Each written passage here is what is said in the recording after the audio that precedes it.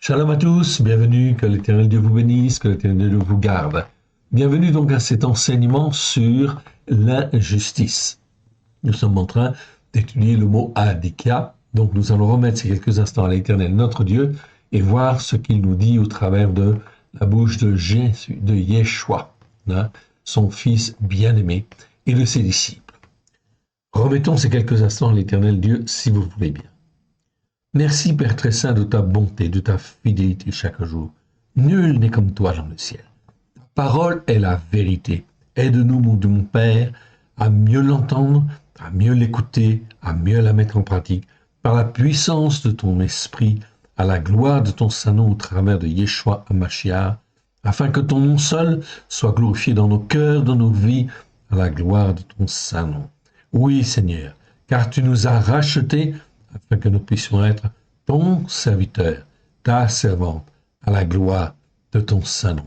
Que l'Éternel Dieu vous bénisse, que l'Éternel Dieu vous garde.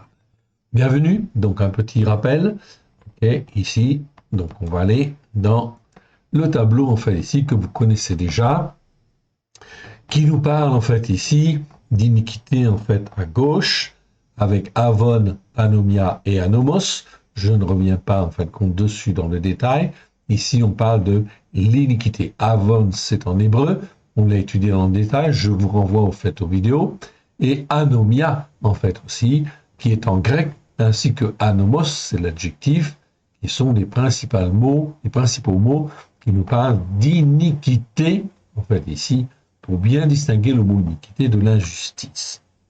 L'iniquité, c'est ce que l'on ne fait pas bien, effectivement, devant le Seigneur, sans forcément le savoir. Anomos, on peut le traduire par l'adjectif inique ou, en fait, être sans loi ou être sans la Torah. C'est composé, en fin de compte, de A, du préfixe A, et en fin de compte du mot nomos. Nomos, ça veut dire la loi, ça veut dire la Torah. Donc, c'est être sans la Torah. Donc, dès qu'on est sans la Torah, eh bien, on est dans l'iniquité quelque part. C'est quelque chose de très, très important, car aujourd'hui, en fait, ici, tout le monde chrétien, d'une manière générale, n'écoute pas la Torah pour la mettre en pratique, bien évidemment, avec grâce et vérité, au travers de Yeshua. Résultat des courses, il y a de l'iniquité dans l'air. Oui, dès le départ. Et une incompréhension des Écritures, oui, bien sûr, car, en fait, on n'approfondit pas les Écritures pour les mettre en pratique avec grâce et vérité au travers de Yeshua Mashiach. C'est donc très, très, très important. Je ne reviens pas sur les enseignements de ces vidéos. Vous pouvez en fait ici les étudier, les réétudier. L'essentiel aussi est aussi d'étudier le mot tzedaka, qui veut dire justice par la foi. C'est donc très important afin que nous devons apprendre à marcher dans la justice par la foi. Tzedaka, en fait, en hébreu. Je vous renvoie aux vidéos sur ce mot-là.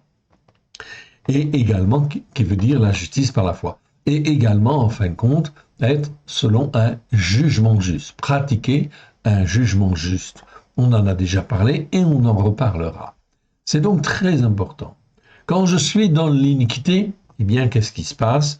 Eh bien, l'iniquité, au fil du temps, en fait, ici, va se dégrader parce qu'on est dans la désobéissance, en fait, à Dieu. Ça va se dégrader au travers d'autres mots que l'on a vus. Avel, en fait, ici. OK. Avla, en fait, ici. OK. Avlata. OK. Olata. OK. Evel, en fait, ici. C'est la flèche bleue qui, ici, montre une dégradation spirituelle inévitable avec le temps. Et on s'en va de l'avon, en fait, ici, en hébreu, anomia et anomos, ok, on s'en va vers, en fait, ici, l'injustice. Ici, nous avons en hébreu le mot aven, très, très important, qui existe 78 fois dans 78 versets, et qui nous parle d'injustice. Ce mot n'est pas toujours très bien non plus traduit, dommage, mais ça nous parle d'injustice. Donc on passe dans le monde de l'injustice, évidemment. En hébreu, nous avons en fait le mot avon, 70 fois dans 70 versets, et en grec, le mot adikia, qui existe 25 fois dans 24 versets, et adikos, l'adjectif, etc., et quelques autres mots qui sont complémentaires. Là, on nous parle de l'injustice. Ces mots doivent toujours être traduits par injustice, ce qui n'est pas le cas dans les traductions françaises. Malheureusement, il y a une confusion entre l'iniquité et effectivement la veine. Quand on est dans l'iniquité, eh bien le Seigneur peut nous racheter si nous en prenons conscience et que nous nous repentons. Okay. Pour celui qui se repent, l'Éternel rachète par le sang de l'agneau, voir le psaume 32. Il nous rachète de nos péchés, de nos transgressions et de nos iniquités. C'est le mot avon. Très bien. Ça, c'est une bonne chose si on se repent. Si on ne se repent pas, eh bien, on se dégrade spirituellement et on finit par tomber dans l'injustice, dans la veine, l'adikia. Ou là, bien sûr, comme les méchants, en fait, on est condamné. Psaume 36, verset 13 ou 12, déjà tombent ceux qui pratiquent l'injustice, ils sont renversés, ils ne peuvent se relever. Ce n'est pas moi qui le dis, c'est la Bible. Donc, quand on est dans l'injustice, il faut faire attention car ce mot-là n'est pas toujours très bien traduit. Ok, mais là on parle d'injustice. Donc le psaume 36 est très très important en fait ici parce qu'il nous montre qu'on est dans le monde de l'injustice. Et dans les Écritures, dans la Brit Hadasha, on va faire la différence entre justement les justes et les injustes. Les justes hériteront du royaume de Dieu, les injustes n'hériteront pas le royaume de Dieu. Voilà, donc c'est donc très très important de faire la différence et d'apprendre ce qui est injuste, bien évidemment, dans nos attitudes, dans en fait ici ce que nous pouvons dire, mais aussi en fait ici, si jamais cela nous arrive, de corriger le tir afin effectivement de sortir de cette condition qui est très mauvaise devant Dieu. Être dans le monde de l'injustice, c'est une catastrophe, oui bien sûr. On peut faire des écarts, oui bien sûr, mais il faut se rendre compte et il faut se corriger, d'où la nécessité de lire les Écritures tous les jours de sa vie, bien sûr, pour s'entretenir, se fortifier, se restaurer. Alors, nous avions vu déjà un certain nombre de versets. Nous sommes dans la 3e fois et nous étions arrivés, il me semble, la dernière fois, à Romains chapitre 3, verset 5. Romains chapitre 3, verset 5 qui nous dit « Mais si notre injustice établit la justice de Elohim, que dirons-nous? Elohim est-il injuste quand il déchaîne sa colère? Je parle à la manière des hommes. » Donc on est arrivé là. Mais avant de continuer, je voudrais revenir quand même sur, en fait, ici, le mot précédent. Très, très important dans Romains chapitre 2. Donc, on va repartir à partir du chapitre 2 de Romains. Très important pour creuser, en fait, un peu plus et approfondir les choses, car avec ça, on ne joue pas. On ne joue pas avec Dieu, les Écritures de là, et il faut bien traduire, bien corriger et bien caler sa vie en fonction de ce que Dieu veut. C'est extrêmement important. Je reprends à partir du verset 2. Du chapitre 2, en fait, ici. Et on avait vu justement, dans ce chapitre 2, qu'il y avait certains mots, en fait, compte ici, dont on parlait de adikia, adikos, adikema ou adikeo. Je vous les montre. Donc, ces mots-là, c'est le thème, en fait, de notre prédication ici, en fait, de notre enseignement, je préfère dire enseignement, où là, en fin de compte, je vous montre les mots, en fait, ici, je vous les agrandis, tout simplement, ok, ici, on les voit à l'écran. Voilà, c'est le mot adikia, qui veut dire injustice, adikos, qui nous parle, en fait, de l'adjectif, ok, c'est être injuste, adikema, qui nous parle, en fin de compte, d'injustice, mais d'injustice criminelle, quelque part, et adikeo, qui est le verbe être injuste. Moins 9 fois. Pourquoi? Parce que dans ces 9 versets, il faut les revoir en profondeur et nous n'avons pas eu le temps de les regarder dans le détail. Ce n'est pas important pour le moment. Donc ici, nous avons 59 fois, ici des mots que nous allons étudier. d'une manière précise dans 52 versets. Revoyons en fin de compte ici, au début, puisque là nous sommes au verset 8, on va reprendre en fait au début de ce chapitre afin de bien discerner en fait les choses. Je réduis en fait ici le mot, et puis on va reprendre à partir du chapitre 2, début du verset 2, début du chapitre 2. Ô homme, qui que tu sois, toi qui juges, tu es donc inexcusable, car en jugeant les autres, tu te condamnes toi-même, puisque toi, qui juges, tu fais les mêmes choses. Très, très, très important. Paulos, ici, est en train de parler, et il parle à des croyants ou des gens qui s'intéressent, bien sûr, en fin de compte, à la foi, évidemment. Donc là, Paulos dit ne pas juger, en réalité. Oui, il ne faut pas juger quand on ne sait pas de quoi on parle. Ça, c'est clair. Yeshua, en aucune manière, ne nous demande de juger si on n'est pas formé. Par contre, une fois qu'on donne son cœur et sa vie à Yeshua, que l'on a reçu, en fait, l'onction de l'Esprit de Dieu, eh bien, c'est extrêmement important d'apprendre à juger. Yeshua nous y pousse, l'Éternel nous y pousse, afin que l'on apprenne à être un homme mature et une femme mature spirituellement parlant. C'est extrêmement important. Pourquoi ? Eh bien, tout simplement parce qu'en apprenant en fait à juger, nous apprenons ce qui est bien et ce qui est mal devant Dieu. Et donc, dans ce cas-là, on peut grandir spirituellement, oui, bien sûr. C'est donc extrêmement important d'apprendre à juger. Mais à juger, non pas n'importe comment, selon un jugement juste.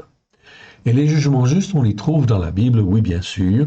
Dans les Bibles françaises, c'est pas toujours bien traduit, ça on est bien d'accord, parce que le mot mishpat, par exemple, eh bien, il est très souvent aussi traduit par ordonnance. Non, ça nous parle de jugement et de jugement juste. Et l'Éternel Dieu nous donne, en fait, toute une série de jugements justes, oui, bien sûr, afin que l'on apprenne à juger selon les jugements justes que l'Éternel Dieu nous donne. C'est ainsi que notre foi est tirée en fait vers le haut et en fin de compte qu'elle est bien assise, bien ancrée sur les racines hébraïques de la foi. C'est un apprentissage absolument nécessaire. C'est pas optionnel, c'est nécessaire pour tous les croyants. Donc aujourd'hui, dans les églises, quand on vous dit en fait non, il ne faut pas juger, etc., on est dans l'erreur. Donc toutes les traductions françaises que vous avez sont effectivement faussées, évidemment. Donc ça pose en fait un problème. Ça pose un problème parce que le chrétien, le croyant, ne peut pas grandir spirituellement. C'est pour ça que nous avons retraduit le Nouveau Testament, oui bien sûr, je vous le rappelle et j'insiste, ça s'appelle la Torah accomplie. Ça, c'est une version du Nouveau Testament revue et corrigée, qui est très importante. C'est une excellente base, nouvelle, qui nous permet d'apprendre à être comme l'Éternel Dieu le veut, au travers de Yeshua, une fois que je suis racheté par le sang de l'agneau. Dès que je suis racheté par le sang de l'agneau, je dois apprendre en fait à juger d'une manière juste, apprendre à marcher selon la justice par la foi. C'est très, très, très important, fondamental. C'est pour ça que nous avons fait l'enseignement sur la justice par la foi. Très important, vous pouvez aller voir cette vidéo. C'est absolument fondamental. Et en fait, apprendre à juger selon un jugement juste. Ça, c'est extrêmement important et fondamental. C'est une nécessité, c'est une obligation, sinon on reste un bébé spirituel et on est sujet, en fait, ici, à être entraîné par n'importe quelle doctrine. Voilà pourquoi ici, Paulos dit, en fait, aux Romains, ô homme, qui que tu sois, toi qui juges, tu es donc inexcusable, car en jugeant les autres, tu te condamnes toi-même, puisque toi qui juges, tu fais les mêmes choses. Résultat des courses, on est dans l'hypocrisie, en fait, ici, quelque part. Donc, c'est extrêmement important d'apprendre à juger, et à juger d'une manière correcte. Sinon, il vaut mieux s'abstenir de juger. Sinon, nous serons jugés avec le jugement que nous utilisons. Mais si le jugement que nous utilisons est conforme à l'Écriture, alors là, nous ne sommes pas condamnés, oui bien sûr. C'est donc très important d'apprendre à discerner ces choses-là. Verset 2. Nous savons en effet que le jugement de condamnation d'Élohim contre ceux qui commettent des choses comme celle-là est selon la vérité. Au-dessus de toute chose qui se fait tous les jours, l'Éternel regarde comment nous nous comportons, comment nous écoutons et comment nous mettons en pratique. Verset 3. Et que penses-tu de cela, ô homme, qui juge ceux qui commettent de telles choses, qu'il est fait échapperas-tu au jugement de condamnation d'Élohim? Ou méprises-tu les richesses de sa bonté divine, de sa patience et de sa longanimité, ne reconnaissant pas que cet Élohim-là est bon et doux et te pousse à la repentance? Donc l'Éternel Dieu, bien évidemment, avant effectivement de juger définitivement et d'appliquer ses jugements, il regarde, il teste, il juge et il nous appelle à la repentance. Donc, si la personne vient en fait à se repentir, elle n'a pas à être condamnée. Voilà pourquoi l'Éternel nous apprend à marcher dans sa bonté divine, dans sa patience et dans sa longanimité. La longanimité, c'est quoi?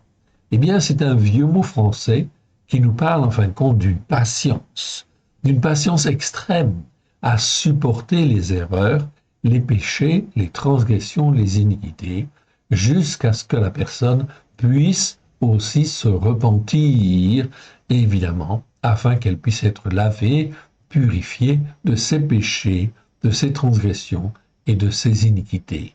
C'est le mot, en fait, ici, makrotoumia, en fait, en grec, qui veut dire longanimité, est donc très, très, très important. Ce mot makrotoumia existe, en fait, ici. Je vous le montre. OK. Vous l'avez là, en fait, à l'écran. Je vous l'agrandis. Makrotoumia existe 14 fois dans 14 versets. C'est la longanimité, c'est-à-dire une patience à supporter ses propres maux ou indulgence à pardonner ce qui devrait être puni, oui bien sûr. Car la bonté de Dieu et la miséricorde de Dieu poussent tous les hommes à la repentance, évidemment, afin qu'ils puissent échapper à la condamnation, si, du moins, ils veulent écouter. Mais s'ils ne veulent pas écouter, bien évidemment, le jugement va s'appliquer au bout d'un certain temps, oui bien sûr. Voilà pourquoi l'Éternel Dieu, en fait, utilise sa bonté, sa longanimité, et veut que nous soyons exactement de la même manière, selon le même type de comportement. Ok. Très important. Je réduis, en fait, ici, ce mot pour remettre un petit peu de l'ordre dans, en fait, ici, les Écritures. Ou méprises-tu, verset 4, les richesses de sa bonté divine, de sa patience, de sa longanimité, ne reconnaissant pas que cet Élohim-là, qui est bon et doux, te pousse à la repentance. Ce qui est extrêmement important, c'est que l'Éternel Dieu pousse à la repentance. Et de la même manière, il veut que nous-mêmes, qui soyons ses serviteurs, qui sommes ses serviteurs, eh bien nous agissions de même, de la même manière. Verset 5. Mais par ton endurcissement et par ton cœur qui refuse de se repentir. Donc si l'attitude, en fait ici, est de l'endurcissement, ou un cœur qui refuse de se repentir, c'est-à-dire qui ne reconnaît pas, en fait ici, les péchés, les transgressions, les iniquités, voilà pourquoi il est extrêmement important de lire et d'étudier les Écritures tous les jours de sa vie. Tu t'amasses alors un trésor de colère pour le jour de la colère et de la manifestation du jugement équitable de Elohim. Ici, en fin de compte, on a un mot spécial. Ok, le jugement, en fin de compte, équitable. Ok, ou dans certaines traductions modernes, on dit jugement juste. Très bien, si on veut. Mais le vrai sens, c'est plutôt jugement équitable. Dikaio, ok, dikaiokrisia. Ce mot n'existe qu'une seule fois dans les Écritures. Ça nous parle en fin de compte du jugement équitable qui sera appliqué à tout homme. Je dis bien tout homme. Donc tous les hommes ont à rendre compte de ce qu'ils font, de ce qu'ils disent, dès lors aussi qu'ils donnent leur cœur et leur vie à Yeshua. Eh bien, l'Éternel Dieu regarde, teste et juge en fonction, bien sûr, de l'attitude de cœur des uns et des autres. Vont-ils se repentir? S'ils ne se repentent pas, l'Éternel Dieu fait en fait les circonstances, pour que justement les uns et les autres puissent être poussés à la repentance. Oui, bien sûr. Car l'Éternel Dieu ne veut même pas la mort du méchant. Ce que l'Éternel Dieu dit, en fait, dans Ézéchiel chapitre 33, je n'ai plus le verset tout à fait en tête, eh bien, effectivement, il dit que l'Éternel Dieu ne veut pas la mort du méchant. Ce qu'il veut, c'est qu'il change de voie et se convertisse. L'Éternel Dieu est le Dieu de la vie. Il veut donner la vie, il veut restaurer. Donc, en aucune manière, il ne souhaite condamner. La condamnation, elle vient parce qu'on ne se repent pas, parce qu'on persévère à ne pas s'endurcir, à ne pas se repentir. On s'endurcit en fait dans son cœur et on refuse de se repentir. Alors là, oui, la condamnation va venir. Donc ici, ce mot-là de jugement équitable, donc on va le traduire par justement équitable, c'est mieux. Ok. Et effectivement, il sera appliqué à tout le monde. Ok. Tout le monde sans exception. Voilà pourquoi je souhaitais revenir en fait ici sur ce mot-là, en fait ici, pour bien expliquer que tous les hommes, quels qu'ils soient, de quelle confession qu'ils soient, devront effectivement, en fait, avoir la manifestation du jugement équitable de Elohim, de Elohim. Et par rapport à quoi? Eh bien, pas par rapport aux lois du monde, pas par rapport aux lois de telle église, ou de l'église catholique, ou de l'église protestante, ou de l'église évangélique, ou de l'église un tel, ou tel autre. Non. Tout se fait d'après la Torah. Les enseignements de la Torah, c'est la loi que l'Éternel Dieu donna en fait aux hommes, sur le mont Sinaï, au travers en fait de Moshe. Cette loi, elle est valable pour les Juifs et elle est valable aussi pour les nations. Tous les chrétiens seront jugés selon effectivement les règles de la Torah, bien évidemment. Donc, l'Éternel Dieu dit ici, en vue de la manifestation du jugement équitable de Elohim, verset 6, qui rendra à chacun selon ses œuvres, réservant la vie éternelle à ceux qui, par une patience constante et persévérante, c'est le mot hypomon ici, donc on peut le traduire par patience tout court, mais c'est pas suffisant. Ce mot, en fin de compte ici, je vous le montre en fait ici, c'est hypomon. Hypomon, c'est un mot qui existe 32 fois dans 31 versets. On peut parler de patience constante et persévérante. Voilà pourquoi, dans notre traduction, nous l'avons toujours traduit effectivement par patience constante et persévérante. Ça permet d'avoir une bonne idée de ce que l'Éternel Dieu, en fait, attend, en fait, de nous, bien sûr. Donc ici, il faut montrer cette patience constante et persévérante à vouloir bien faire. Bien sûr, on peut faire des erreurs, on est d'accord, et on fait tous des erreurs. Mais ce qui est important et fondamental, c'est d'y revenir et de bien recaler, en fait, les choses, évidemment, devant le Seigneur. C'est notre propension à vouloir bien faire qui va effectivement nous sauver. Et l'Éternel Dieu sonde nos cœurs, sonde nos reins, au travers de son esprit et au travers, en fin de compte, de Yeshua Mashiach, qui nous montre le chemin. Verset 7. Réservant la vie éternelle à ceux qui, par une patience constante et persévérante, à faire ce qui est bien, cherchent l'honneur, la gloire et l'incorruptibilité ici. on parle de l'incorruptibilité ou de l'immortalité. Ce mot-là peut être utilisé, en fait, ici, dans un sens ou dans l'autre, évidemment. Okay. Ce mot-là, en fin de compte, petit n, je vous le montre, en fait, ici, c'est en fait ici akatartia, ici, vous le voyez, ok, non, pardon, aftarsia, en fait, ici, 8 fois dans 8 versets, ok, il est traduit parfois par immortalité. Ok, incorruptibilité, incorruptibilité, incorruptibilité. La plupart du temps, c'est incorruptible.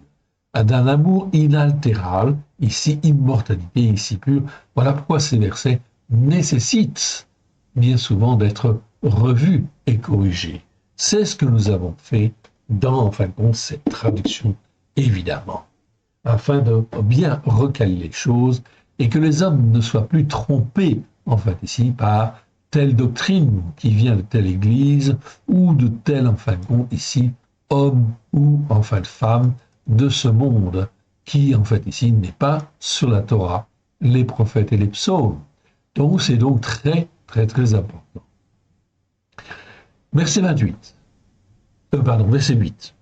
Mais la fureur, okay, donc là, le Seigneur parle de fureur. Mais la fureur et la colère à ceux qui, par un esprit de parti, sont rebelles à la vérité et obéissent à l'injustice. Ah, très, très, très important. Mais la fureur et la colère à ceux qui, par un esprit de parti. Esprit de parti, c'est le mot eritheia. Je vais vous le montrer, celui-là, parce que c'est un mot qui est très peu courant, même dans la langue grecque. Il est très peu utilisé, ce mot. Ce mot eritheia, un mot qui existe 8 fois dans 7 versets, numéro strong 2052. C'est traduit parfois par dispute, par discorde. Ok. En fait, c'est la discorde issue d'un esprit de parti ou d'une appartenance passée. Par exemple, si j'appartiens en fin de compte à telle assemblée ou telle église, je vais être enseigné en fait ici par les enseignements de cette église, mais pas forcément en fin de compte dans les enseignements même de la Torah, des prophètes et des psaumes à la lumière de Yeshua. Résultat des courses, eh bien, je suis dans un esprit de parti quelque part, une interprétation qui n'est pas bonne. Ce mot, en fin de compte ici, ok, est très peu utilisé, dans le grec ancien. Okay, même dans le grec ancien, il est très très peu utilisé. On va le trouver en fin de compte, surtout en fin de compte dans le Nouveau Testament, c'est le cas ici, ok. Mais en fait ici, dans l'ancien, en fait ici grec, dans l'ancienne langue, il n'y a que Aristote qui utilisait ce mot-là, en fait ici. Donc c'est un mot qui était très très peu utilisé. Et là, il est utilisé justement dans le Nouveau Testament, dans la Brit Hadasha, pour expliquer que toute interprétation qui vient, en fait, ici, d'une quelconque montagne spirituelle, mais qui n'est pas la montagne de Sion, c'est-à-dire la montagne de l'Éternel, peut influencer le croyant dans un très mauvais sens. Il exprime la recherche personnelle dans la poursuite d'une fonction publique. Je corrige en même temps. Il exprime la recherche personnelle dans la poursuite d'une fonction publique avec des moyens injustes. Attention, très très important. C'est-à-dire que l'on postule, par exemple, à en fin de compte un poste, mais en fin de compte on va utiliser des moyens qui sont injustes pour y arriver, quelque part. Alexandre 1850, qui est un vieux dictionnaire, parle ici de chicane, de querelle, en fait ici, tout simplement pour ce mot-là, etc. Le mot n'existe pas dans les dictionnaires, en fait, Chassan 1882, ni dans le Bailly 1901. C'est un mot qui est très très peu utilisé. Et il est utilisé ici, justement, dans la Brit Hadasha, pour expliquer, en fait, ici, tout ce qui correspond à un esprit de parti. Mais la fureur et la colère, okay, à ceux qui, par un esprit de parti, sont rebelles à la vérité et obéissent à l'injustice. C'est-à-dire qu'on n'obéit pas On est rebelle à la vérité. La vérité, c'est quoi? C'est la Torah. Psaume 119, verset 142. Ta Torah est la vérité. Torah, émet en hébreu. Donc là, il n'y a pas d'ambiguïté, bien évidemment. OK? Donc on sait que la vérité, c'est la Torah. Donc tous ceux qui n'écoutent pas la Torah et qui ne la mettent pas en pratique avec grâce et vérité au travers de Yeshua sont quelque part dans l'erreur, selon un esprit de parti qui les condamne à la fureur et à la colère quelque part, et obéissent à l'injustice, sont rebelles à la vérité et obéissent à l'injustice. On retrouve en fait ici notre mot, en fait ici, adikia, le mot injustice. Donc là, on voit très très clairement qu'il y a beaucoup d'appelés. Mais mon frère, ma sœur, il y a peu d'élus.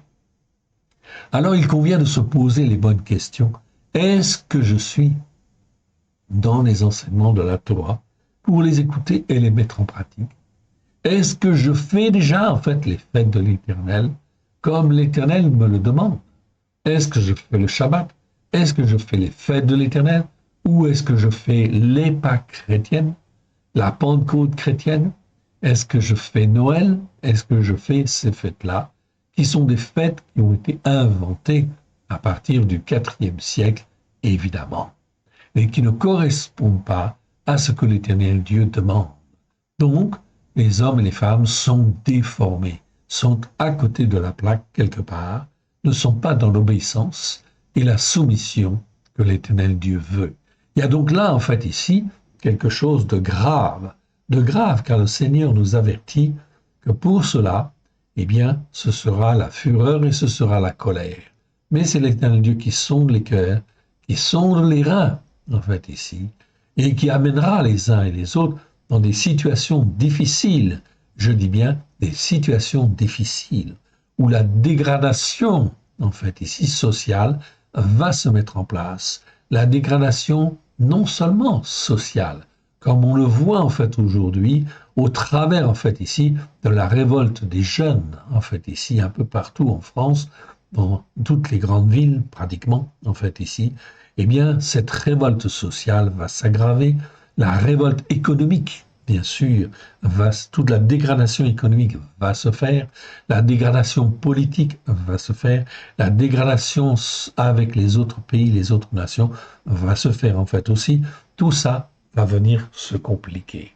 Avec les intempéries, avec la sécheresse qui vient, etc., eh bien de plus en plus de calamités, de plus en plus de problèmes vont venir, et cela va entraîner des manques de production de ceci, manque de production de cela. Tout cela va contribuer à mettre les hommes et les femmes dans des situations difficiles, très, très, très difficiles, pour que les uns et les autres se posent en fait les bonnes questions. Mais l'Éternel Dieu garde ses enfants, ceux qui sont dans l'obéissance et ceux qui sont dans la soumission à sa parole. C'est donc extrêmement important d'apprendre à discerner ces choses-là, car cela va devenir extrêmement difficile. Verset 9. Détresse et angoisse sur toute âme d'homme qui fait le mal, sur le Yéhoudi, premièrement, puis sur le grec, on peut dire en fait le fils de Javan, en fait ici, de Yavan, c'est mieux, en fait aussi quelque part, parce que le grec, eh bien, c'est pas seulement que le grec, la nation grecque, c'est en fait tous ceux qui sont élevés selon effectivement, en fait ici, la culture gréco-romaine. Or, nous sommes pratiquement tous dans l'Occident, dans la culture gréco-romaine, oui, bien sûr. Donc, c'est donc très important. Ici, détresse. Détresse, c'est le mot, en fin de compte, ici, qui est traduit souvent par tribulation. Mais tribulation, les hommes et les femmes ne comprennent pas forcément bien ce que ça veut dire. Quand on dit que la tribulation va venir, etc., c'est quoi, en fait, ici? Eh bien, c'est l'équivalent, en fait, du mot tsar, en fait, en hébreu, qui nous parle de détresse. Oui, détresse économique, détresse financière, détresse politique, détresse sociale, toutes ces choses-là vont effectivement s'accumuler. détresse au niveau de l'agriculture, au niveau des productions, détresse au niveau du temps, en fait, ici, ok? Donc, de plus en plus de calamités, d'inondations, de ceci, de cela, etc.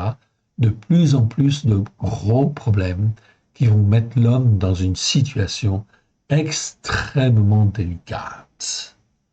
Donc, détresse et angoisse. Angoisse, en fait, ici, donc, c'est encore un autre mot qui est là pour montrer que l'angoisse va effectivement, en fin de compte, se répandre partout. Sur toute âme d'homme qui fait le mal, sur le Yéhoudi, c'est-à-dire le juif, premièrement, puis ensuite sur le grec, ou le fils du diamant, c'est-à-dire tous les autres hommes sur la terre. Par contre, verset 10, gloire, honneur et shalom pour quiconque fait ce qui est bien, sur le Yéhoudi, premièrement, puis sur le fils de Yavan, sur le grec, en fait, ici quelque part, c'est-à-dire l'homme des nations. C'est donc extrêmement bien important de comprendre cela. Si j'écoute la parole de Dieu et j'apprends à la mettre en pratique, c'est très bien. Peu importe le niveau où je suis, l'essentiel, l'Éternel Dieu voit où nous sommes et voit ce que nous faisons tous les jours. Tous les jours, l'Éternel Dieu rend ses jugements, évidemment. Voilà pourquoi il nous observe. S'il nous a rappelés, il regarde comment on se comporte et ce que l'on fait. Verset 11. Car le favoritisme n'est pas de mise devant Elohim. Tous ceux qui ont péché sans la connaissance de la Torah périront aussi sans la connaissance de la Torah. Et tous ceux qui ont péché avec la Torah seront jugés par la Torah.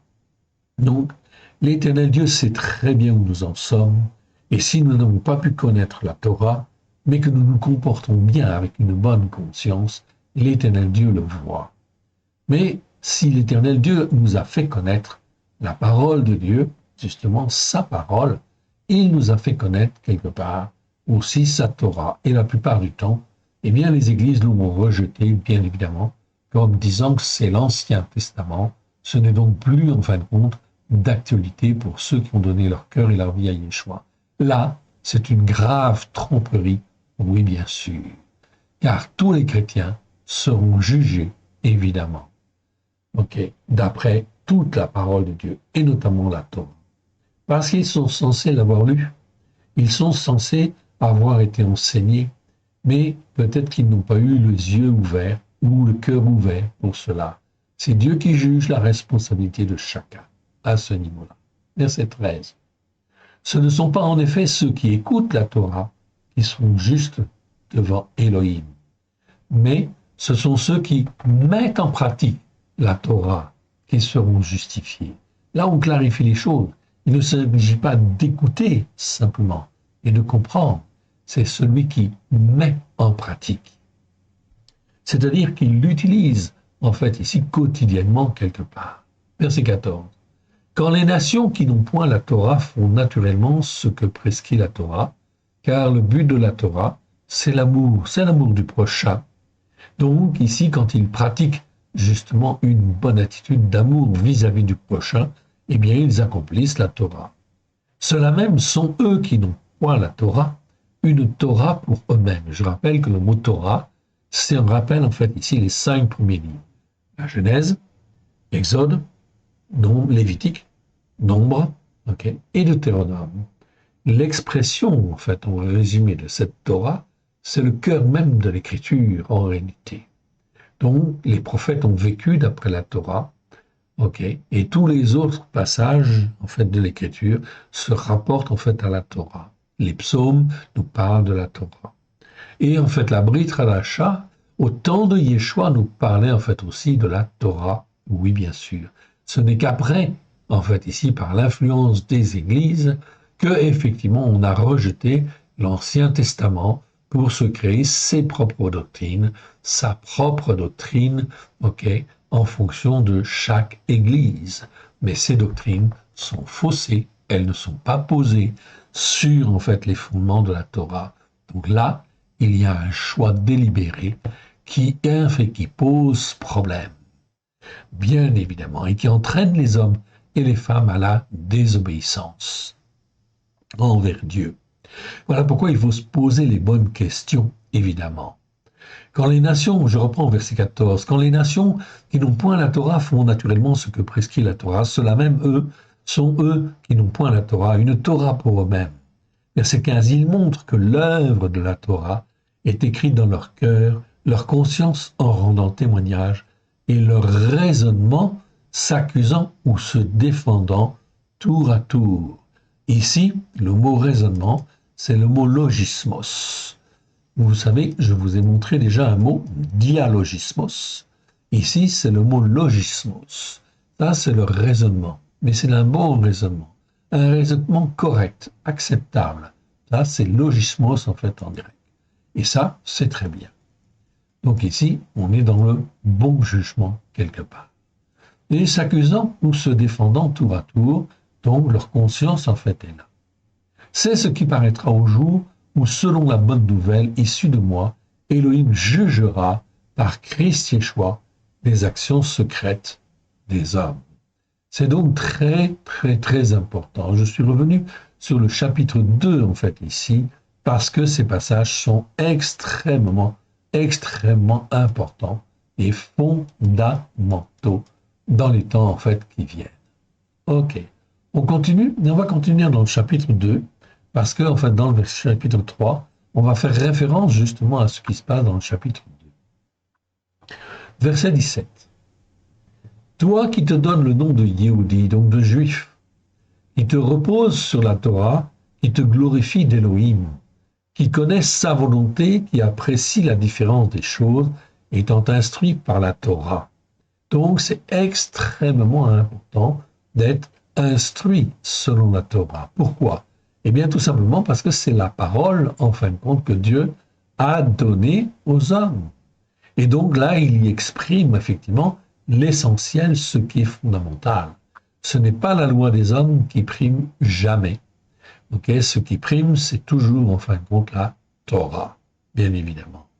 Donc voilà pourquoi tous les gens du monde, en fait, ici, devraient écouter et mettre en pratique la Torah, ou dans les lois qu'ils mettent dans leur pays, ils devraient s'inspirer, effectivement, de la Torah, oui, bien sûr.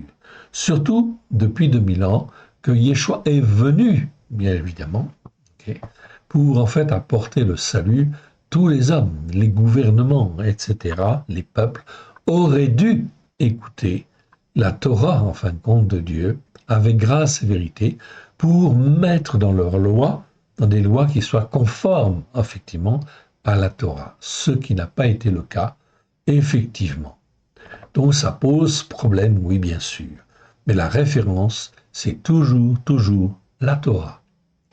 Toi qui te donnes le nom de Yehudi et qui te repose sur la Torah, qui te glorifie d'Élohim, qui connaît sa volonté, qui apprécie la différence des choses étant instruit par la Torah, toi qui te flattes d'être le conducteur des aveugles, la lumière de ceux qui sont dans les ténèbres, qui instruit tout en corrigeant les insensés, le maître des enfants en bas âge encore ignorant, okay, le maître des enfants en bas âge encore ignorant, eh bien effectivement, au travers de la Torah, on va avoir tout ce qui est nécessaire et fondamental pour pouvoir construire un système, en fait ici, qui soit bon et qui soit saint devant l'Éternel. Parce que tu as dans la Torah la structure qui permet de former à la connaissance et à la vérité. Donc ça, c'est retraduit, oui, bien sûr, afin de bien comprendre le but de la Torah.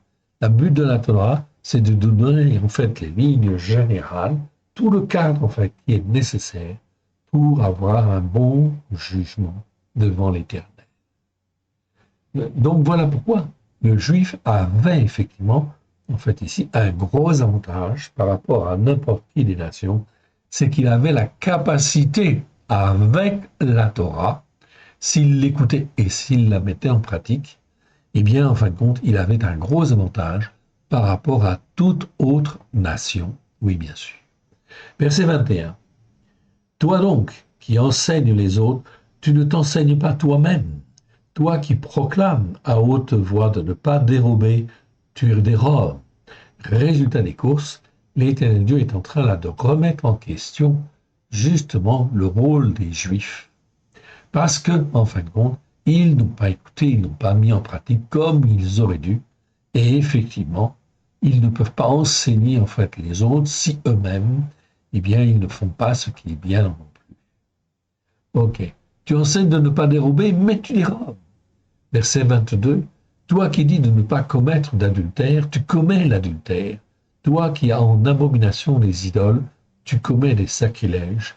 Toi qui te fais une gloire de la Torah, tu déshonores Elohim par la transgression de la Torah. Car le nom d'Elohim est blasphémé à cause de vous parmi les nations, comme cela a été écrit.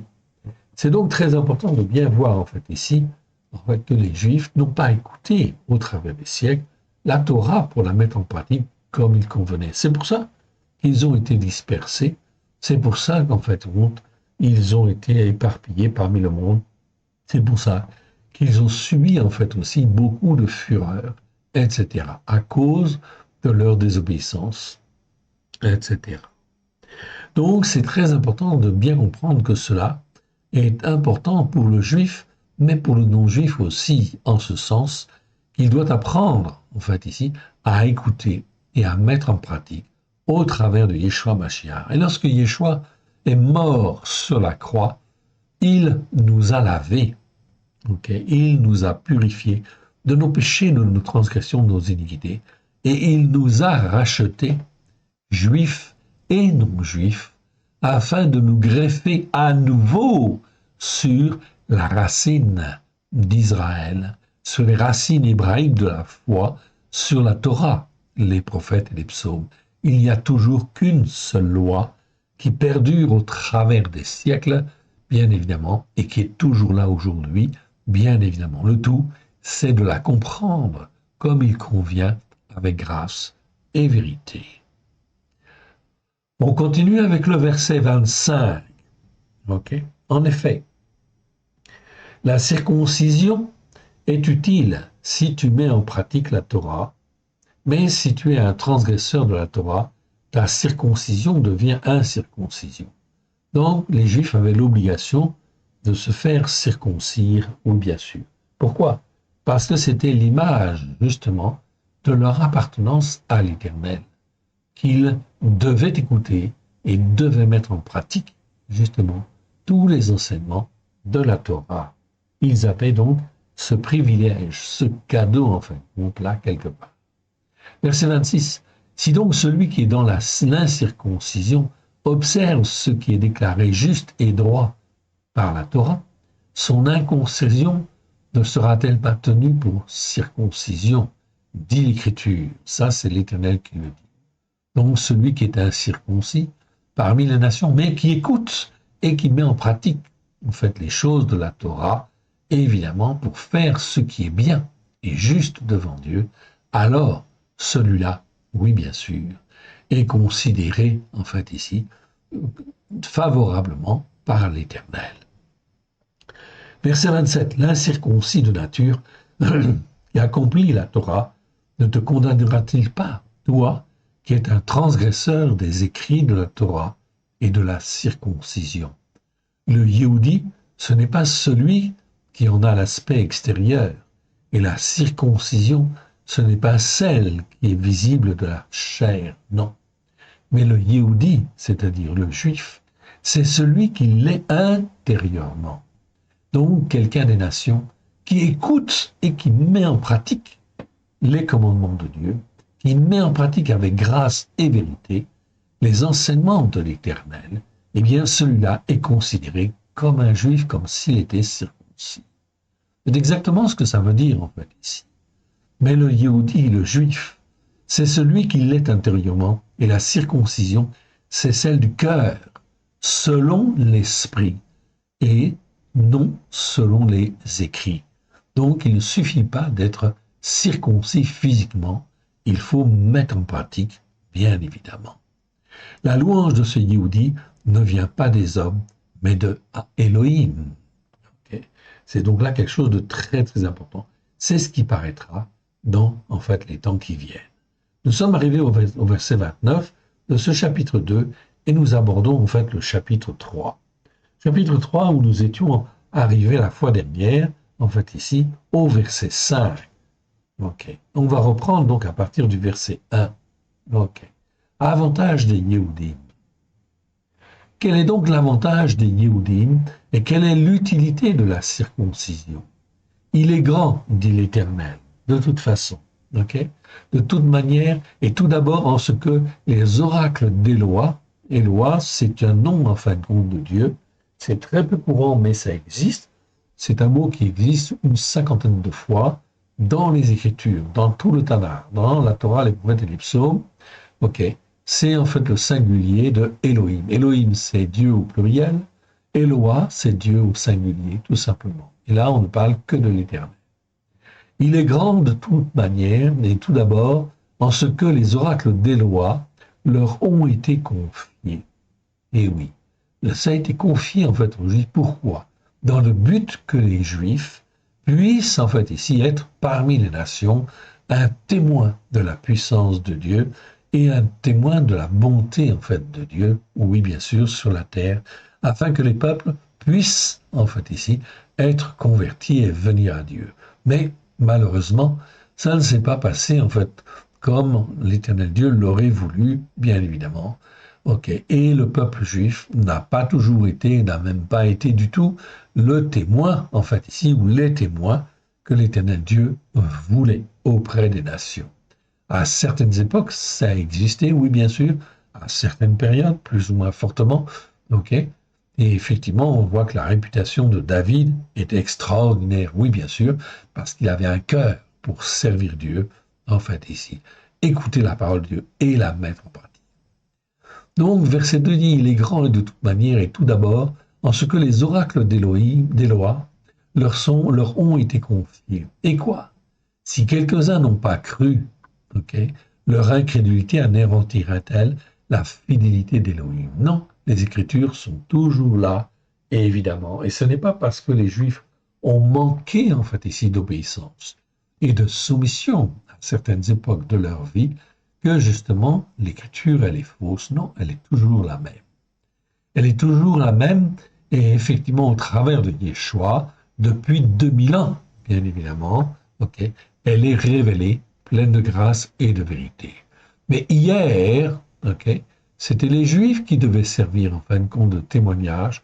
Est-ce qu'ils ont écouté et est-ce qu'ils ont mis en pratique? Non.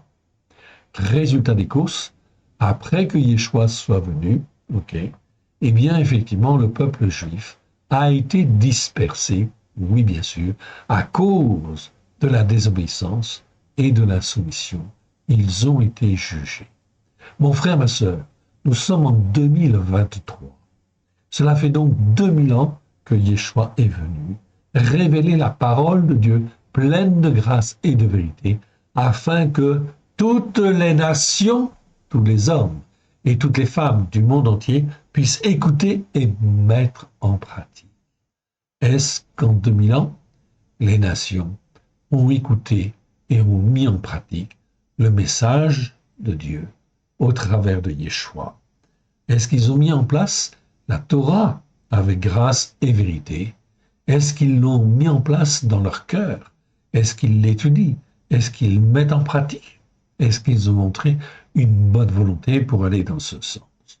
Mon frère, ma sœur, la réponse, tu la connais et elle est évidente. La réponse est non, oui bien sûr.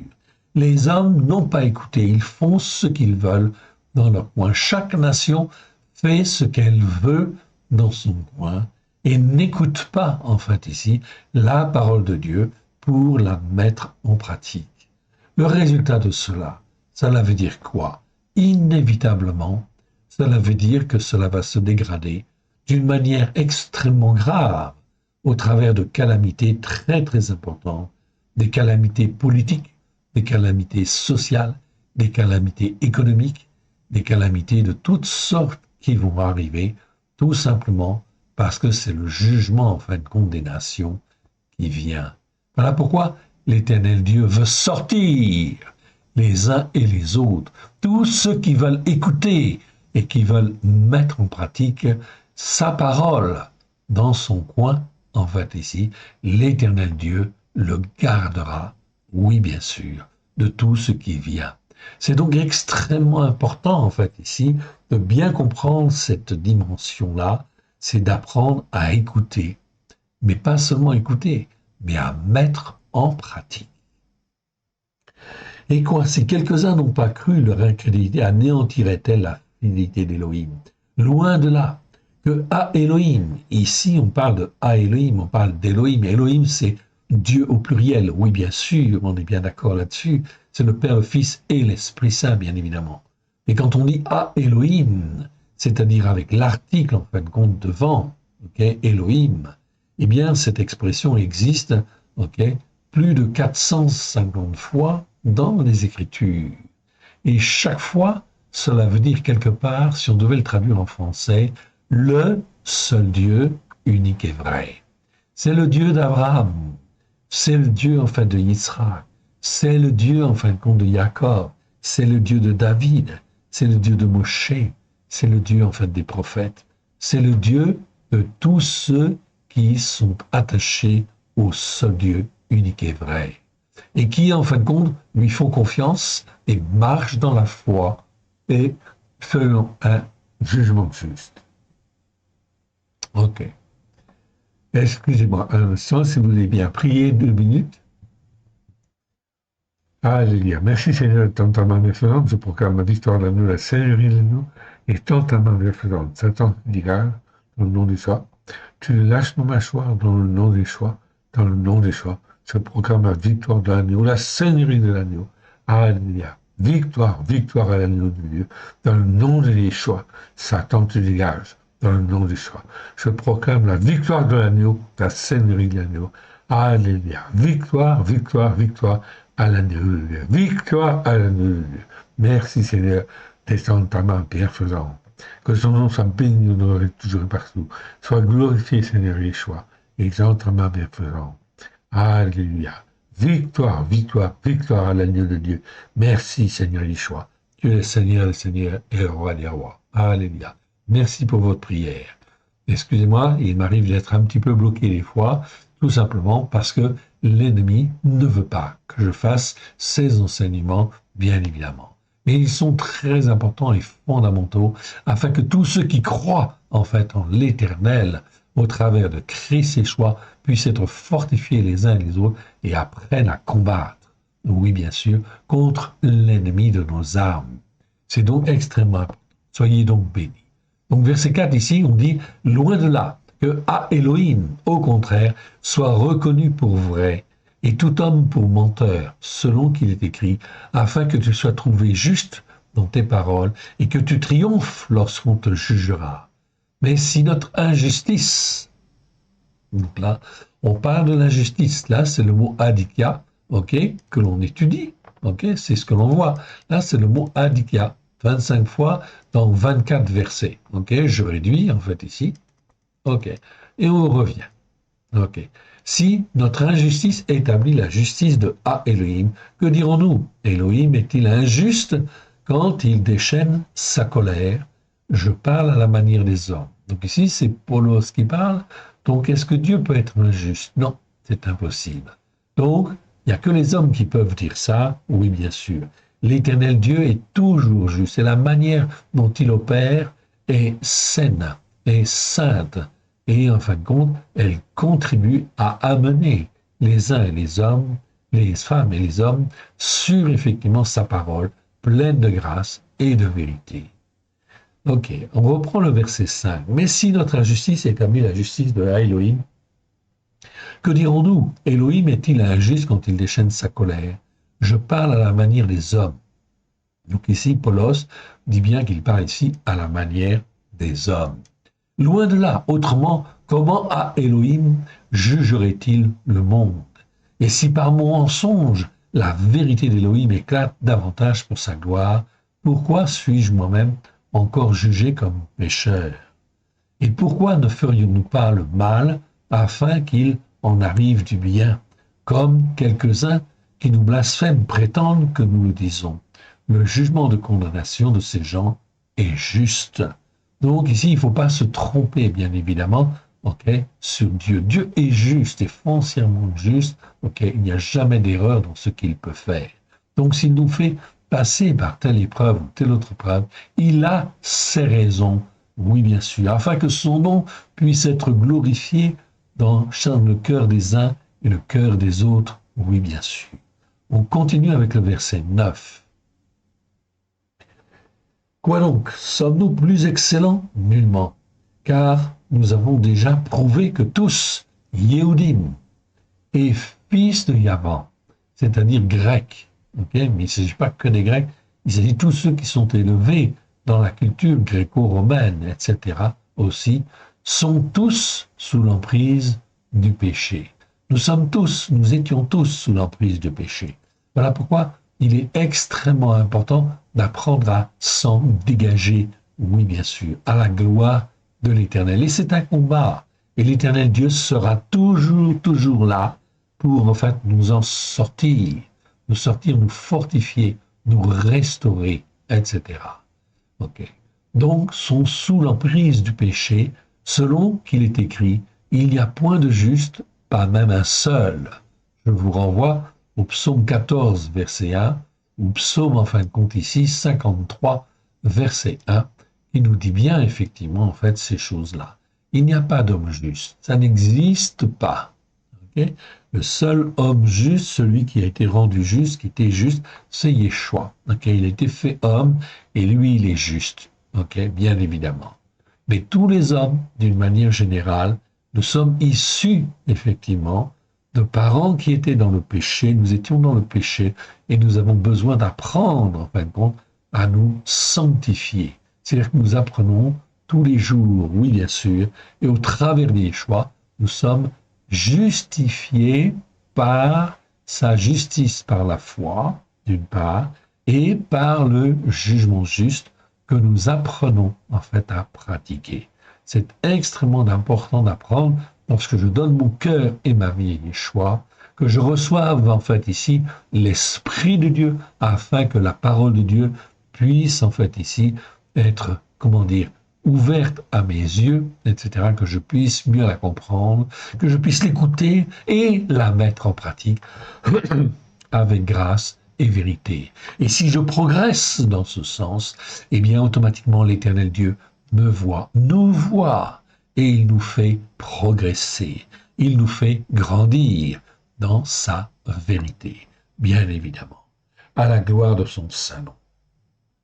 Écoutons la suite. Ok, je reprends ici. Selon qu'il est écrit, il n'y a point de juste, pas même un seul.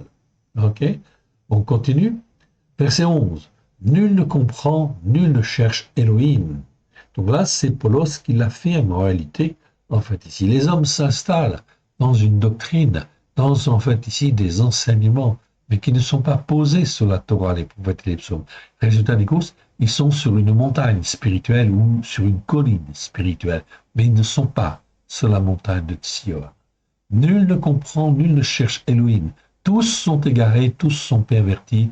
Il n'en est aucun qui agisse selon la bonté divine. Pas même un seul, dit Paulos. Verset 13. Leur gosier est un sépulcre ouvert.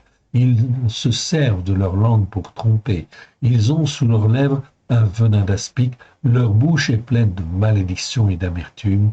Ils ont les pieds légers pour répandre le sang. La destruction et le malheur sont sur leur voie. Ils ne connaissent pas la voie du shalom, c'est-à-dire la voie de la paix. Verset 18.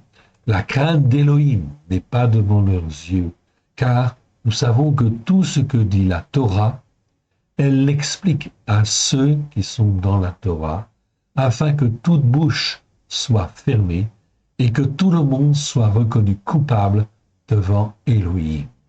Donc la Torah est extrêmement importante. C'est bien ici, en fait, dans le Nouveau Testament, nous voyons bien qu'il y a le mot Torah, évidemment. Vous ne l'avez pas dans votre traduction parce qu'en fait, ça a été traduit autrement, évidemment. Mais c'est le mot nomos. Et le mot nomos, en fait, ici, eh bien, il doit être traduit, en fait, ici, ok. Le mot nomos, je vous le montre. Ok. Le mot nomos, en grec, ça veut dire quoi? Ça veut dire la loi. Mais quelle est la loi qui nous concerne?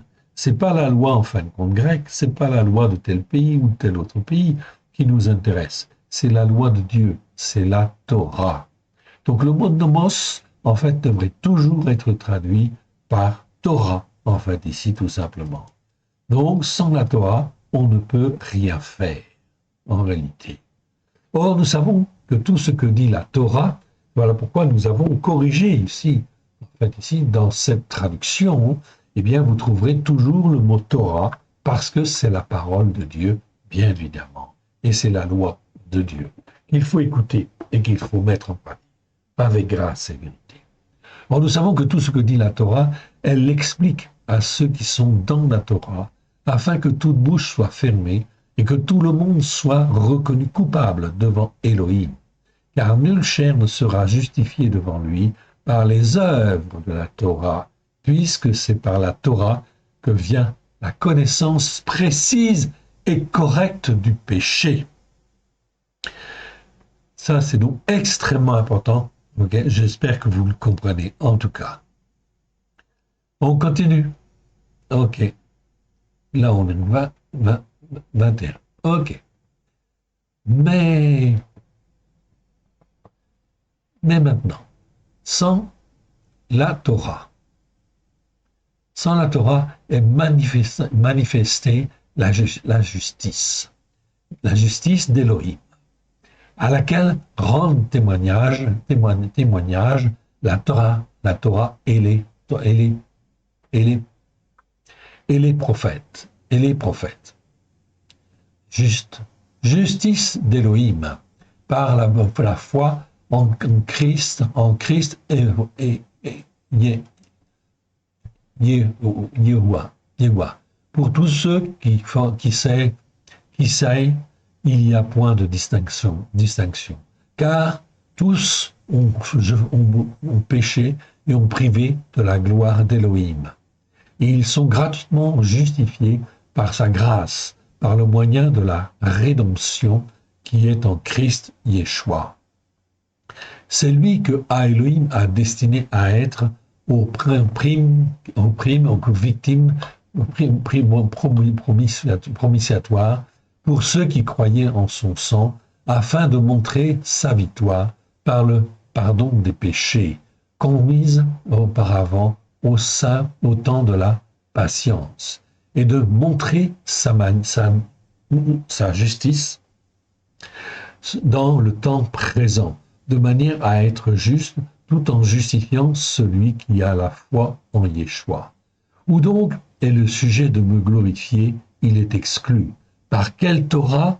Par les œuvres? Non, mais par la Torah de la foi. Car nous pensons que l'homme est justifié par la foi sans les œuvres de la Torah. Ou bien à Elohim est-il seulement l'Elohim de Yehudim? N'est-il pas aussi des nations? Alors, il est aussi des nations, puisqu'il y a un seul à Elohim qui justifiera par la foi ceux de la circoncision et par la foi ceux qui sont à force façonnés selon les valeurs de ce monde. Anéantissons-nous donc la Torah par la foi? Loin de là. Au contraire, nous confirmons la Torah. On ramène donc tout à la Torah, oui bien sûr. C'est donc extrêmement important, en fait, ici. Ok. On continue et on va au verset suivant. Et on arrive, en fait, maintenant, donc, au verset, au chapitre 6, en fait, ici, de Romains. Romains, chapitre 6, c'est bien ça. Et on est, en fait, compte au verset 13. On va donc continuer un tout petit peu, en fait, ici, sur ce verset. Et on va reprendre à partir du verset 1. Ne livrez pas vos membres au péché comme des instruments de l'injustice ici, mais donnez-vous vous-même à Elohim comme étant vivants de mort que vous étiez, et offrez à Elohim vos membres comme des instruments de la justice. Car le péché n'aura point de pouvoir sur vous, puisque vous êtes non sous la condamnation de la Torah, mais sous la grâce. Donc là, on revoit effectivement un contexte très important qu'il faut comprendre. Qu'est-ce que ça veut dire mourir avec Christ? pour renaître avec Christ. On va reprendre à partir du verset 1. Que dirons-nous donc? Demeurerions-nous dans le péché afin que la grâce abonde? Loin de là, nous sommes morts au péché, comment y vivrions-nous encore? Ignorez-vous que nous tous, qui avons été baptisés dans le Christ Yeshua, c'est en sa mort que nous avons été baptisés. Nous avons donc été ensevelis avec lui par le baptême dans sa mort, afin que, comme Christ est ressuscité des morts, par la gloire du Père, de même, nous aussi nous marchions en nouveauté de vie. En effet, si nous sommes devenus une même plante avec lui, par la conformité à sa mort, nous le serons aussi par la conformité à sa résurrection. Sachant cela même, que notre vieil homme a été crucifié avec lui, afin que le corps du péché soit réduit, pour que nous ne soyons plus jamais esclaves du péché, car celui qui est mort est rendu libre du péché. C'est donc extrêmement important, au travers de cette manifestation, en fin de compte, de cette reconnaissance que Yeshua est notre Seigneur et notre Sauveur, lorsque nous donnons notre cœur et notre vie à Yeshua, le vieil homme est mort. Et là, nous apprenons à marcher en nouveauté de vie. Car celui qui est mort est rendu libre du péché. Donc toute la puissance du péché n'a plus d'effet ou peut ne plus avoir d'effet sur nous si nous marchons dans la foi, évidemment. Donc l'apprentissage de la marche par la foi est extrêmement importante, oui bien sûr, car nous sommes rachetés à l'instant où nous reconnaissons Yeshua comme notre Seigneur et notre Sauveur. Voilà pourquoi il faut nettoyer nos pensées, nettoyer notre manière d'être, etc., à la gloire de l'Éternel. Verset 8. Or, si nous sommes morts avec Christ, nous croyons que nous vivrons aussi avec lui. Sachant que Christ ressuscité des morts ne meurt plus, la mort n'a plus de pouvoir sur lui. Et donc, si je suis mort avec Christ, eh bien, la mort n'a plus de pouvoir sur moi en réalité. Ok. Car il est mort et c'est pour le péché qu'il est mort une fois pour toutes. Il est revenu à la vie et c'est pour Elohim qu'il vit. Bien sûr que nous allons mourir, mais en fin de compte, comment dire, mais nous sommes avec Christ, donc nous sommes pour la vie éternelle, oui, bien sûr. Ok. Il faut bien comprendre ces différences. Verset 11. Ainsi vous-même regardez-vous comme mort au péché et comme vivant maintenant pour Elohim, le seul Dieu unique et vrai, en Christ Yeshua notre Seigneur. Que le péché ne règne donc pas dans nos corps mortels et n'obéissez pas à ses convoitises. Voilà pourquoi nous avons la victoire sur le péché et la victoire sur Satan. Il faut donc en fait ici se fortifier tous les jours, apprendre à se fortifier afin effectivement de rejeter toute la puissance en fin de compte du malin, car nous sommes sanctifiés par le sang de l'agneau. Verset 13. Ne livrez pas vos membres au péché comme des instruments de justice, de l'injustice, mais donnez-vous vous-même à Elohim comme étant vivants de mort que vous étiez, offrez à Elohim vos membres comme des instruments de la justice, car le péché n'aura point de pouvoir sur vous. Le péché, ici, il est dit, n'aura point de pouvoir sur vous, puisque vous êtes non sous la condamnation de la Torah, mais sous la grâce. C'est donc extrêmement important de bien comprendre cette dimension, en fait, là, de salut, qui, en fait, ici, nous échoit. En fait, dès lors que je donne mon cœur et ma vie à Yeshua, il faut que j'apprenne justement à marcher dans la justice par la foi. C'est donc extrêmement important, évidemment. On continue? Allez, on continue encore un petit peu. Et on voit cette fois-ci, en fin de compte, dans le verset 14 du chapitre 9, en fait, ici. 14, en fait, du verset 9. Ok. Souveraineté de Elohim. Ok. Et là, il faut reprendre à partir du verset 6, en fait, ici. Donc, verset 14 nous dit, « Que dirons-nous donc? Y a-t-il en Elohim de l'injustice? Loin de là. » Ok. Donc, pour bien comprendre le contexte, On va reprendre à partir du verset 6. Nous sommes là dans Romains chapitre 9 et on reprend à partir du verset 6. Ce n'est point à dire que la parole de Elohim soit restée sans effet, car tous ceux-là même qui descendent d'Israël ne sont pas Israël. Et pour être la postérité d'Abraham, ils ne sont pas tous ses enfants légitimes et héritiers. Mais il dit, en Yitzhak sera appelé pour toi une postérité. Verset 8, c'est-à-dire que ce ne sont pas les enfants légitimes et héritiers de la chair qui sont enfants légitimes et héritiers de Elohim, mais ce sont les enfants légitimes et héritiers qui, de l'accomplissement de la promesse, qui sont regardés comme la postérité. Verset 9. En effet, c'est ici cette parole-là même de l'accomplissement de la promesse. À cette même époque, je reviendrai et Sarah aura un fils. Verset 10. Et de plus, il en fut ainsi de Rivka, Rivka c'est Rebecca, qui conçut seulement de Yitzhak notre père, car quoique les enfants ne soient pas encore nés et qu'il n'ait fait ni bien ni mal, afin que le dessein d'élection de Elohim subsiste, sans dépendre des œuvres et par la seule volonté de celui qui appelle, il fut dit à Rivka, l'aîné sera assujetti au plus jeune, avant qu'il naisse. Donc l'appel de Dieu est très très clair. Verset 14. Que dirons-nous donc? Y a-t-il en Elohim, à Elohim de l'injustice? Loin de là. Jamais d'injustice, jamais d'anitia. Car il dit à Moshe, je ferai miséricorde à qui je fais miséricorde, et j'aurai compassion de qui j'ai compassion. Ainsi donc, cela ne dépend pas de celui qui veut, ni de celui qui court, mais de Elohim qui fait miséricorde.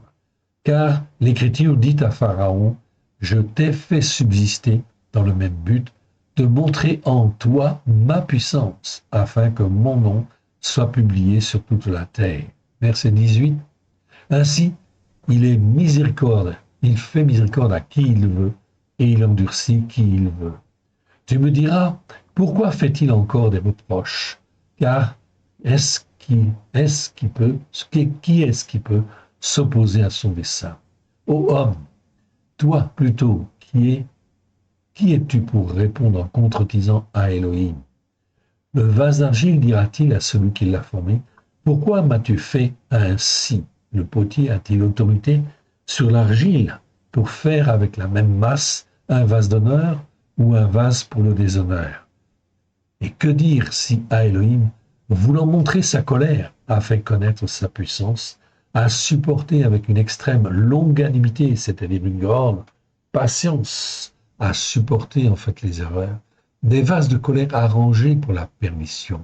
Et s'il a voulu faire connaître la richesse de sa gloire envers des vases de bonté miséricordieuse qu'il a d'avance préparés pour la gloire, ainsi nous a-t-il appelés, non seulement d'entre les Yehudim, mais encore d'entre les nations, selon ce qu'il dit dans Osée, dans Oshéa, j'appellerai mon peuple celui qui n'était pas mon peuple, et bien-aimé celui qui n'était pas la bien-aimée.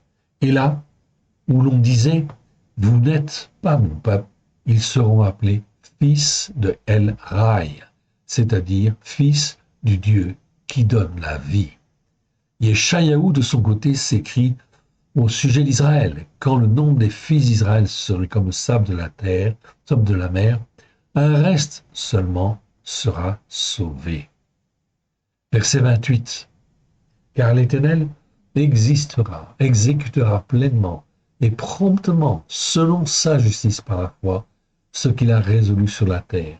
Et comme Yeshayahu l'avait dit auparavant, si Adonai Tsebaot, c'est-à-dire l'Éternel des armées, ne nous avait laissé une postérité, nous serions devenus comme Sédom, nous aurions été semblables à Amora, comme Sodome et Gomorrhe. Voilà donc en fait une chose extrêmement importante. Ok, nous nous arrêterons là, effectivement, pour cette fois-ci, et nous continuerons en fait la fois prochaine avec effectivement donc 1 Corinthiens, chapitre 6. Ok, donc on note 1 Corinthiens, chapitre 6, verset 1. en fait, ici. Et on continuera. Et là, nous sommes arrivés, en fait, ici, donc la 35e fois, 35e verset, sur les 59 que nous allons voir. C'est donc extrêmement important. Remercions, en fait, contre l'Éternel pour ce que nous avons vu. OK. Alors, je reviens ici. Voilà. Que l'Éternel Dieu vous bénisse, que l'Éternel Dieu vous garde. OK. Remettons ces quelques instants à l'Éternel. Père très saint, nous te rendons grâce pour ce que tu nous donnes. Merci pour ta parole vivante, mais que tu nous fais découvrir. Que ce qui n'est pas de toi dans le nom d'Yeshua s'en aille dans les lieux arides. Que ce qui est de toi soit oint de grâce et de vérité. Que cela puisse pénétrer dans chacun de nos cœurs, que cela puisse trouver un terrain favorable afin de nous façonner, de nous former à la gloire de ton saint nom. Afin que nous puissions être ton serviteur, ta servante, nous te rendons grâce dans le précieux nom de Yeshua, ton Fils bien-aimé. Et dans ta main bienfaisante, je te rends grâce dans le précieux nom de Yeshua, ton Fils bien-aimé. Alléluia. Amen. Que l'Éternel Dieu vous bénisse, que l'Éternel Dieu vous garde. J'espère, au travers de ces quelques moments où j'ai été, en fin de compte, un peu perturbé, en fait, ici, par l'ennemi, eh bien que vous ayez bien compris quand même. Mais il faut combattre. C'est extrêmement important. OK. Nous aurons la victoire au travers de Yeshua.